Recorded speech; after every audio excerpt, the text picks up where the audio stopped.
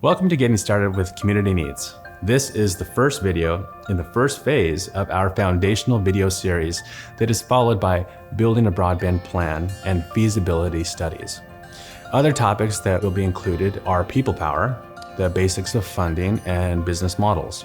We hope that you will find the Tribal Resource Center helpful as you begin your tribal connectivity project.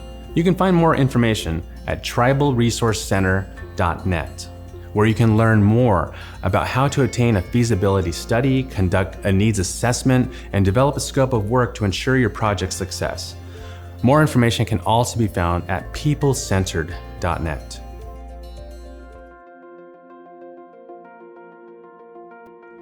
According to the Federal Communications Commission in 2020, over 98% of the population in urban areas had access to wired broadband. In comparison, only 65% of the population on tribal land is estimated to have the same service. This leaves many tribal areas without any broadband service. The American Library Association estimates that 7 in 10 residents in rural tribal areas lack broadband access. Many don't have reliable cell phone signals either. The IT director of the vast and remote Yurok tribal reservation explained, "There's no communications, and it's very dangerous. We have to get our internet from an 18-mile over-water wireless link." Insufficient or non-existent broadband services on tribal land stifles tribal efforts to achieve self-governance and self-determination and stands in the way of the individual's access to education, healthcare, and economic resources. What does your tribe need that could be met through broadband? As you seek to answer this question, you must begin by identifying the community. What are the boundaries of this community? Do they have different characteristics and different resources? How do members define and describe themselves? Who are the leaders? Who communicates within the group? Are there special subgroups that also need your attention? What data should you gather? A good starting point is to survey your residents to determine how connected they are currently. In 2019, the American Indian Policy Institute published a survey that found 18% of tribal reservation residents have no internet access at home, and 33% of residents relied on internet service from a smartphone, but reported such cell service to be unreliable. As you start to gather data from your community information resources like records and reports, you can also engage community stakeholders in this conversation. Together, you can analyze how broadband connectivity can be used to benefit your community as you draw out your community needs, identify problems, and strategize how to use community assets to meet your needs. What kind of resources will help your community? How do you know what to prioritize? What questions can you ask? Find out the needs of your anchor institutions, businesses, and residents. Anchor institutions include police, fire, and other first responder organizations, schools, leaders and students, hospitals, tribal offices, libraries, and so on. To gain insight into your tribal business internet needs, you can distribute questionnaires and surveys directly to them, or at Business Development Council meetings, or at local chambers of commerce.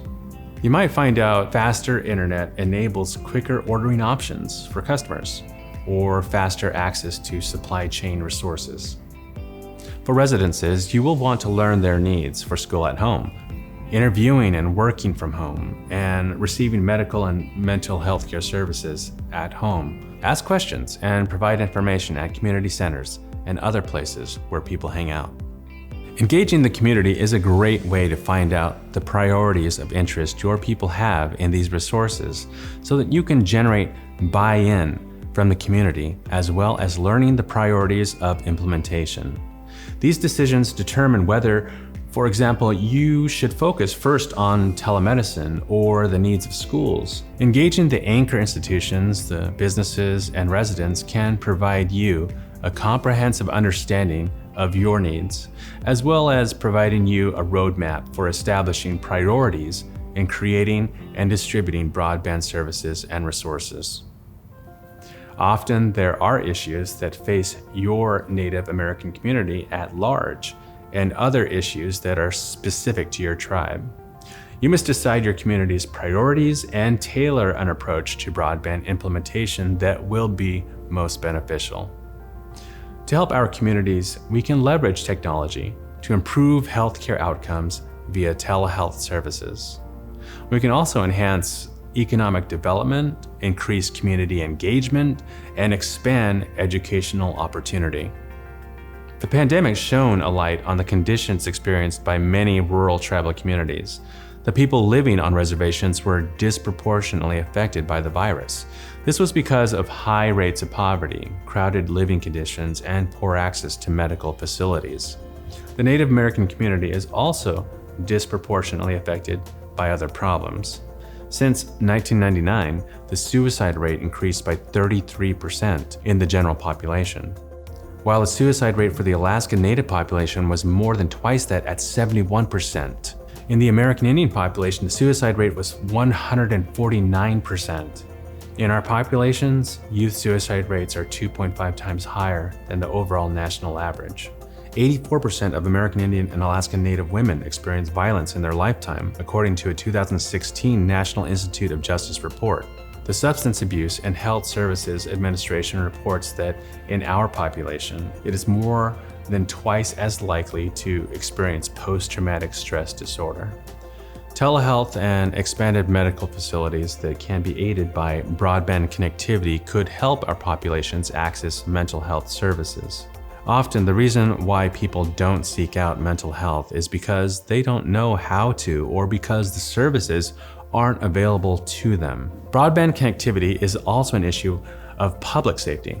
A reliable internet connection enables communities to track data and notify the public about MMIW updates and Amber Alerts. Senator Martha McSally said, "There are so many opportunities that technology brings to our lives. In order to increase our livelihood, improve our lives, save our lives, if tribal communities don't have access to this, they will continue to be left behind." Further, broadband can aid cultural preservation by increasing access to physical and emotional healing resources and provide support for Indigenous language speakers. It can also be harnessed to develop the workforce. Secretary of Agriculture Tom Vilsack went on to say, "Broadband internet is necessary for Americans to do their jobs, to participate equally in school learning, healthcare, and to stay connected." There is federal funding to address this inequality that could be available to your community today.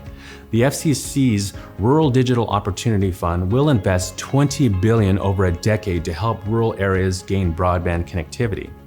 The Tribal Broadband Connectivity Program funds tribal governments for developing internet infrastructure on tribal lands. The Digital Equity Act program also provides funding for tribes. These avenues of federal funding can support your community as you embark on your tribe's connectivity project. Now that you've gathered information and data about your community needs, what are the next steps? Our following video will show you how to further prepare your community for your broadband goals.